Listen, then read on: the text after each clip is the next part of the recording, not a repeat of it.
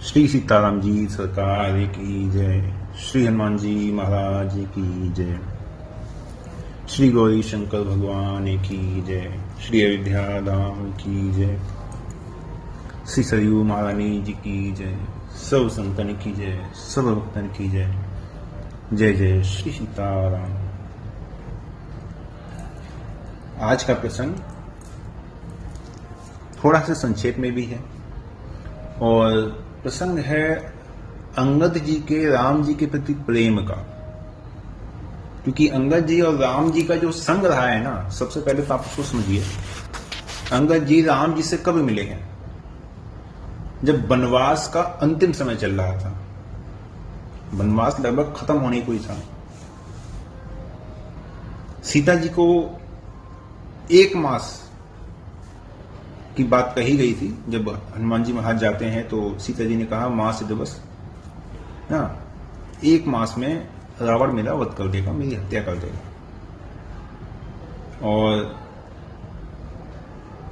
उससे पूर्व फिर सीता जी का खोजना हुआ है ना, और उससे पूर्व बाली का वध हुआ। मतलब यदि हम समय माने तो लगभग मैं समझता हूं कि 5 या 6 महीने उधर। और जब राम जी लंका गए हैं, लंका से फिर जब अयोध्या जी आए हैं तो 1 मास वहां मान लीजिए, 1 मास 2 मास, मतलब अंगद जी और राम जी का जो संग रहा वो कुल मिला के बहुत तो 8 या 9 मास इतना ही रहा, इससे अधिक उनका संग नहीं रहा। लेकिन इस 8 या 9 मास में ही अंगद जी का जो राम जी के प्रति प्रेम था, समर्पण था, वो हर राम भक्त के लिए एक सीख है कि प्रेम कैसा होना चाहिए। भगवान अपने भक्तों के वश में होते हैं और उन्हीं की इच्छा भी पूरी करते हैं। अब इसको हम भगवान की कृपा का उदाहरण कहें तो कोई अतिशयोक्ति तो होगी नहीं। मानस जी में देखते हैं हम, जब बाली अपने शरीर, अपने प्राण को त्यागने के लिए तैयार था, तो जब राम जी को सामने देखता है तो कहता है मैं वैरी सुग्रीव प्यारा, है ना, कारण कवन नाथ मोहि मारा। भाई मैं आपका बैरी हो गया, सुग्रीव आपका प्यारा हो गया, आपने क्यों मारा मुझे? तो राम जी कुछ कारण कहते हैं, लेकिन राम जी फिर अंत में कहते हैं कि भाई मैंने मारा कहां? कौन कह रहा है कि मैंने तुझे मारा? अचल करऊं तन राखऊं प्राणा, मैं तुम्हारे शरीर के प्राणों को रखूंगा, मैं तुम्हें मरने नहीं दूंगा। अचल करो तन राखो प्राण, तुम शरीर को संभालो, मैं तुम्हारे प्राणों को अचल कर दूंगा, तुम्हारी मृत्यु नहीं होगी। तो इतना कहकर भगवान ने बाली शीश परे निज पाणी, बाली के मस्तक पर हाथ रखा। अब बाली को जब ऐसा अवसर मिल गया तो बाली ने क्या कहा? जासु नाम बल शंकर काशी, देत सब ही समगति अविनाशी। सो नयन गोचर जासु गुण नित नेति, कही श्रुति गावही जिति पवन मन सो निरस करि मुनि ध्यान कबु हुक पावही। जन्म जन्म जतन कराही, अंत राम कही आवत नहीं। प्रभु मुनि लोग जन्म जन्मांतर तक प्रयत्न करते हैं, लेकिन अंत समय आपका नाम उनकी जीवा पे नहीं आ पाता। लेकिन आप तो मेरे समक्ष हैं, तो मुझे ऐसा अवसर फिर कहां मिलेगा? बहुरी की प्रभु अस बन ही बना, अब ऐसी फिर कहां बात बनेगी? तो प्रभु मुझे स्तन का मोह नहीं है, और मैं बस आपसे एक ही बात मांगता हूं, है ना, अब नाथ करी करुणा बिलो कहूं देहु यह वर मांगऊ, जेहि जोनि जन्म हो कर्म बस तह राम पद अनुरागऊ। जहां जहां जिस योनि में अपने कर्म के अनुसार जाऊं, वहां केवल आपके नाम का भजन करूं, बस मैं इतना ही चाहता हूं। और दूसरी चाह और है, वो ये है कि मैं तो आपके श्री चरणों के समक्ष होते ही मुक्त हो गया, लेकिन मेरे तन से उत्पन्न जो मेरा तनय है वो आज अनाथ हो रहा है। तो नाथ आप इसकी बाह पकड़ लीजिए और इसे शरणागति दीजिए, इसे अपना आश्रय दीजिए, और अपना आश्रय देकर इसको आप सनाथ करके इसे अपना दास बना लीजिए। यह तनय मम सम विनय बल कल्याण प्रद प्रभु लीजिए, गही बाह सुर नर नाह आपन दास अंगद कीजिए। बाली ने इस तरह अपने तन और अपने तनय दोनों का उद्धार कर दिया। सुमल माल जिन कंटते गिरध न जाने ही नाद, शरीर को छोड़कर भगवान के धाम को बाली ने ग्रहण कर लिया। और तारा जो थी बाली की धर्मपत्नी थी, उनको इस बारे में कुछ अधिक पता नहीं था। तो वो इस कारण बड़ी ही रुदन करने लगी। तो रुदन कर समय कह रही थी, अंगद कहूं कछु कह न पायो। अंगद तो आपसे कुछ कह भी नहीं पाया, आप चले गए। तो अंगद के लिए बाली तो ये बात कहकर गया था, है ना, जो कभी कोई पिता नहीं कहता। वो बात अंगद के लिए बाली कह के गया। मृत्युलोक में जो पिता की मुक्ति का साधन है वो पुत्र को माना जाता है। यही तो हमारे यहाँ परंपरा है ना, कि पिता की मुक्ति का साधन पुत्र बनता है। लेकिन यहां उसका विपरीत ही हो गया। बाली ने अपनी तो सदगति की ही, और अपनी सदगति के साथ अपने पुत्र को भी भगवान के समर्पण करके उनकी गोद में बिठा के चला गया। अंत में बाली ने फिर तत्काल युवराज का पद पाया। राम जी स्वयं भले ही युवराज ना बन पाए हों, है ना, लेकिन उन्होंने अपने आश्रित को जरूर उन्होंने युवराज बना दिया। और अंगद जी का जो राम जी के प्रति समर्पण है, प्रेम है, वो समय समय पर दिखाई भी दिया। जब माता सीता की खोज के लिए जब कमेटी बैठाई गई, तो अंगद जी को उसका क्या बनाया गया? मुखिया, चेयरमैन बना दिया गया। अंगद जी की अगुवाई में ही सारे काम होंगे। और अंगद जी की बुद्धि कौशल से सीता जी का पता भी लगा बाद में। और उसके बाद जब सभा में प्रस्ताव रखा गया कि वे लंका में अब संधि के लिए कौन ठीक है, तो सबने कहा भैया हनुमान जी को ही भेज देते हैं। तो राम जी ने कहा नहीं, हनुमान जी को नहीं, इस बार अंगद जी को भेजेंगे, है ना। तो राम जी की फिर सम्मति हुई, तो सर्वसम्मति से फिर अंगद जी के लिए स्वीकृति दे दी गई। राम जी ने चलते समय अंगद जी से कहा, बहुत बुझाई तुम ही का कहूं, परम चतुर मैं जानत अहूं। मैं तुम्हें बहुत अधिक क्या कहूं, मैं जानता हूं तुम परम चतुर हो, तुम गुणवान हो।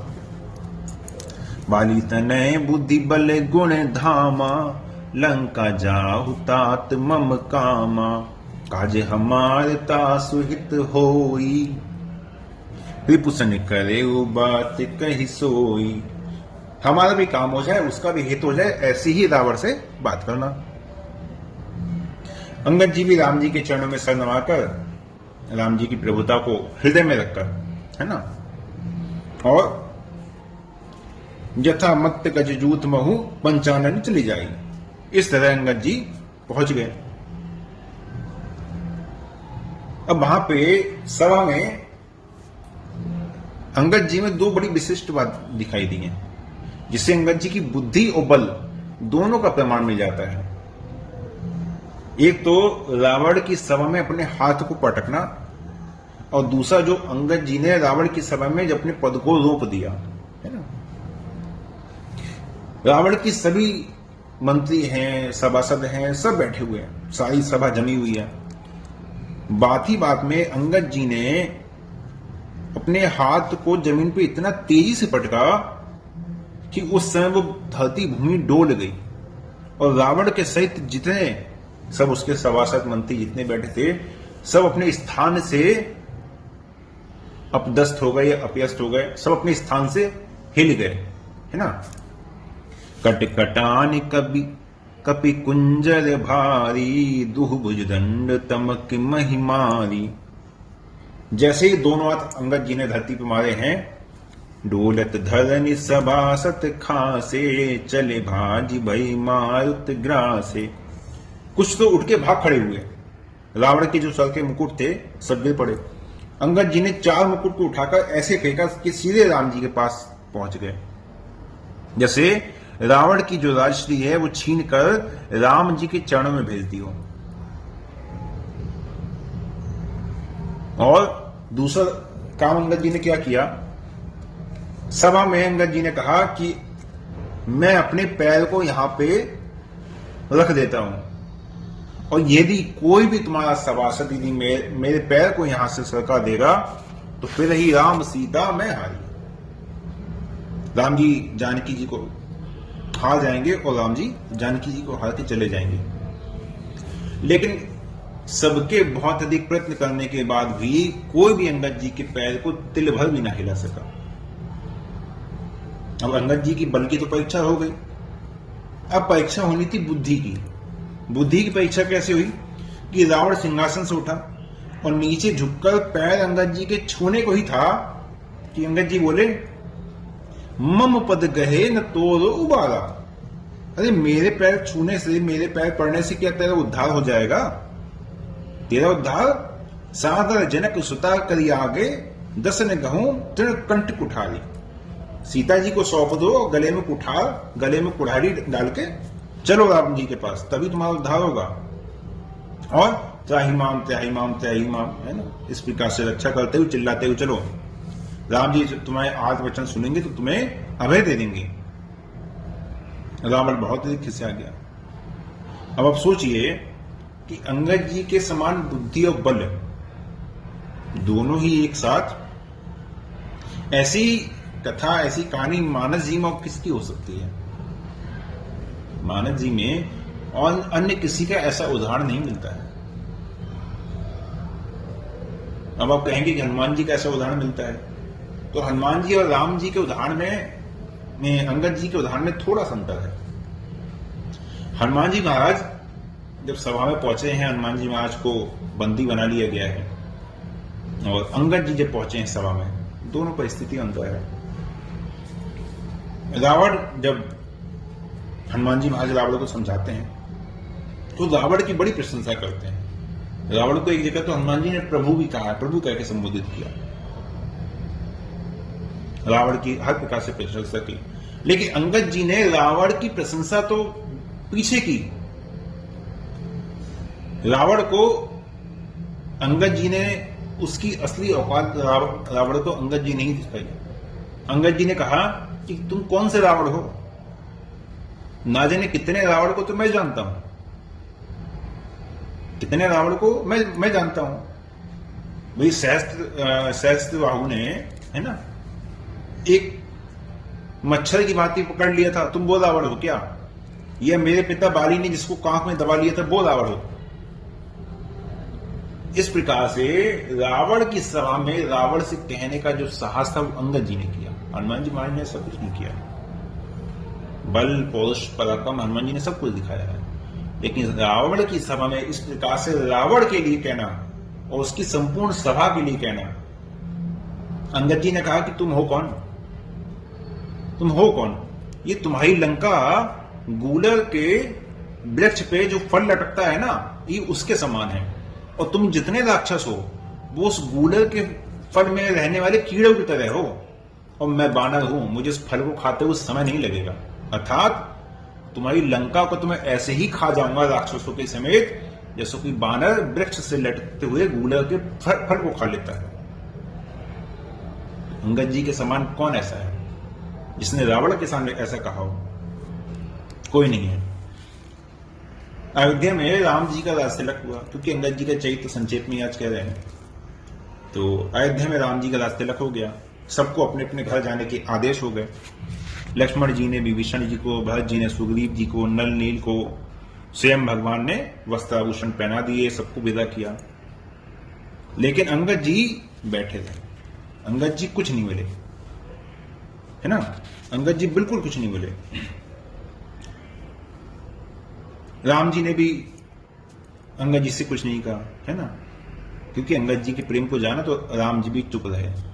अब सबके चले जाने के बाद अंगद जी ने राम जी को प्रणाम किया, नेत्र में अश्रुधार बह रही है, और अंगद जी बोले सुन सर्वज्ञ कृपा सुख सिंधु, दीन दया कर आरत बंधु। मरति बेर नाथ मोहि बाली, गयो तुम्हारे ही काछे घाली। हे प्रभु, हे नाथ, मेरा और कोई सहारा तो है नहीं, आप ही बताइए मेरा और कोई है क्या। मरती बेर नाथ मोहि बाली, गयो तुम्हारे काछे घाली।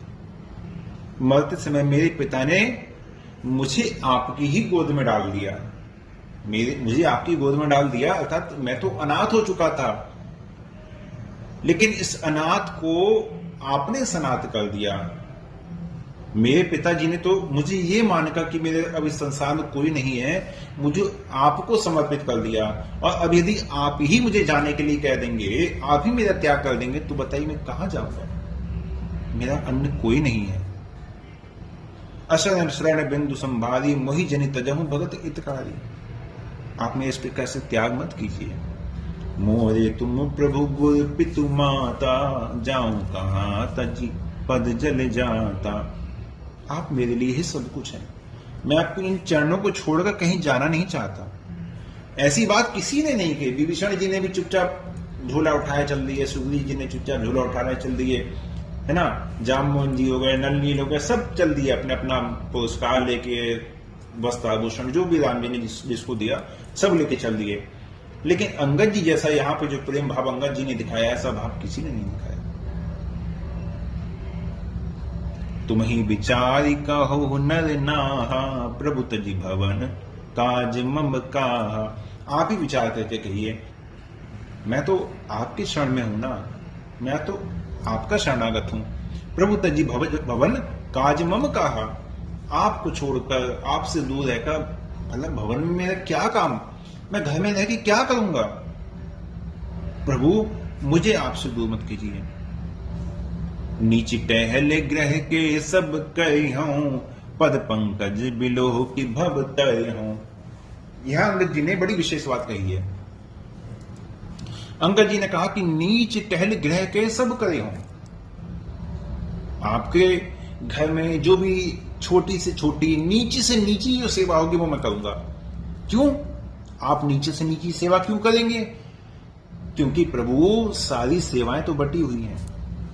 चवर कोई और डुला रहा है, चवर की सेवा किसी की है, आपके चरणों की सेवा किसी की है, आपको वस्त्र आभूषण अलंकार पहनाने की सेवा किसी की है ना, आपको मुकुट धारण करवाने की सेवा किसी की है, आपको भोजन पवाने की सेवा किसी की है, आपको सोने के बाद सुबह सुबह उठाने की सेवा किसी की है, आपको जल पिलाने की सेवा किसी की है, आपके लिए पान का बीड़ा बनाने की सेवा किसी की है, आपको संगीत सुनाने की सेवा किसी की है। सबकी सेवा है प्रभु, सब आपकी सेवा में है। लेकिन प्रभु इस दास के लिए कोई सेवा शेष नहीं है। लेकिन फिर भी प्रभु नीच टहल गृह के सब करे हों। प्रभु आपके यहां रहकर मैं झाड़ू पोछा कर दूंगा, प्रभु चौका वासन कर दूंगा, नीची से नीची सेवा कर दूंगा, मैं घर की नालियां साफ कर दूंगा। प्रभु नीची से नीची सेवा, झाड़ू पोछा कर दूंगा, नालियां साफ कर दूंगा, कूड़ा उठा दूंगा, गंदगी साफ कर दूंगा, क्योंकि मेरे लिए तो अन्य कोई सेवा शेष नहीं है। प्रभु मैं यही सेवा कर दूंगा। और यही सेवा करते करते पद पंकज बिलो की भव तरे हूं। और वो सब सेवा करते करते बस आपके चरणों का दिन रात दर्शन करता रहूंगा। क्योंकि सेवा मेरे हिस्से में नहीं है कोई, तो मैं क्या कहूंगा कि मैं दूर से ही आपके चरणों का दर्शन करता रहूंगा प्रभु। और पद पंकज बिलो की भव तरे हूं। आपके चरणों का दर्शन करते करते ही प्रभु मैं इस भव सागर से पार हो जाऊंगा। अस कही चरण परे प्रभु पाही। बस इतना कहकर तो अंगद जी राम जी के चरणों से लिपट गए, जैसे सर्प किसी पेड़ से लिपट जाए, किसी खंबे से लिपट जाए, ऐसे अंगद जी घुटने पर आकर राम जी के दोनों चरणों को अंगद जी ने अपनी बाहों में भर लिया और बस रोते चले जा रहे हैं, रोते चले जा रहे हैं, बिलख रहे हैं, नेत्रों से अश्रुधार बह रही है। राम जी कह रहा है कि रुको अंगद, उठो, लेकिन अंगद जी कह रहे हैं नहीं प्रभु मैं नहीं उठूंगा, मैं प्रभु नहीं उठूंगा, मुझसे उठा नहीं जाएगा। प्रभु मुझे अपने श्री चरणों से दूर मत कीजिए प्रभु, मुझे अपने से दूर मत कीजिए, मैं आपके बिना नहीं रह पाऊंगा प्रभु, मैं आपके बिना कहां जाऊंगा प्रभु। तजी भवन काज मैं कहा, मैं अपने घर जाके क्या करूंगा प्रभु, आपकी सिवा मेरा कोई नहीं है, जाऊं कहां तजी पद जल जाता। जब अंगद जी ने ऐसे विनय पूर्वक ऐसी करुण भाव से अंगद जी प्रार्थना कर रहे हैं, रो रहे हैं, तो राम जी के भी नयन सजल हो गए। राम जी ने अंगद जी को हृदय से लगा लिया, और हृदय से लगाने के अतिरिक्त राम जी अंगद जी से कुछ नहीं कह सके, कुछ भी नहीं। राम जी निशब्द हो गए, क्योंकि प्रेम के आगे भगवान निशब्द हो जाते हैं। आज राम जी से, आज भगवान से भी कुछ कहा नहीं गया, बस दोनों के नेत्रों से अश्रुधार बह रही है, और जितने सब देखने वाले हैं सब स्तब्ध हैं। कोई कुछ कह नहीं पा रहा है अंगद जी के प्रेम को देखते देखते। राम जी ने निज उरुमाल बसन मणि बाली तनहि पहनाई, और इसके बाद अंगद जी को जैसा सम्मान मिला है ऐसा किसी को नहीं मिला। राम जी ने अपने गले की माला निकाल के अंगद जी को पहना दी, अपने गले में जो मणि माणिक थे वो निकाल के अंगद जी को पहना दिए, अपने गर्दन में जो पट्टा पड़ा रहता है, जो गमछा रहता है, उसको निकाल के अंगद जी को पहना दिया। हर प्रकार से राम जी ने अंगद जी को सुशोभित कर दिया। राम जी का पूरा श्रृंगार राम जी ने अंगद जी को पहना दिया। अब कोई देखे तो कोई यही नहीं पहचान पाता कि ये अंगद हैं कि श्री रामचंद्र जी हैं। किस भाग्यशाली को मानस में ऐसा बड़ा भाग्य, ऐसा सौभाग्य मिला होगा। अपनी सारी संपदा राम जी ने अंगद जी को समर्पित कर दी। राम जी सामान्य वेश में हैं और अंगद जी आज राम बन के खड़े हुए हैं। राम जी ने आज अपने भक्त को सब कुछ सौंप दिया।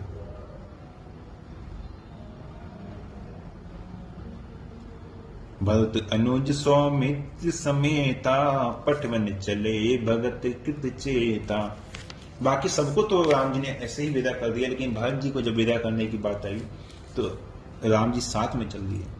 किसी को ये सम्मान नहीं मिला जो भरत जी को मिला है, अंगद जी को मिला है। बार बार कर दंड प्रणाम।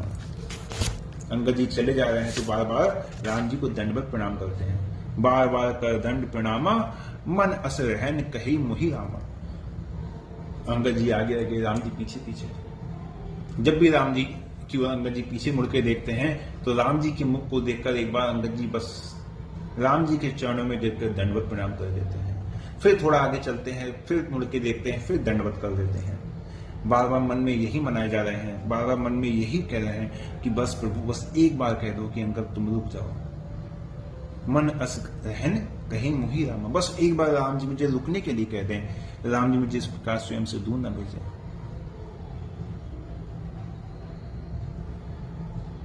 राम जी और भरत जी के इस प्रेम को देखकर आज देवता पुष्प वर्षा कर रहे हैं। किसी को कुछ समझ में नहीं आ रहा, सबको भ्रम हो जा रहा है।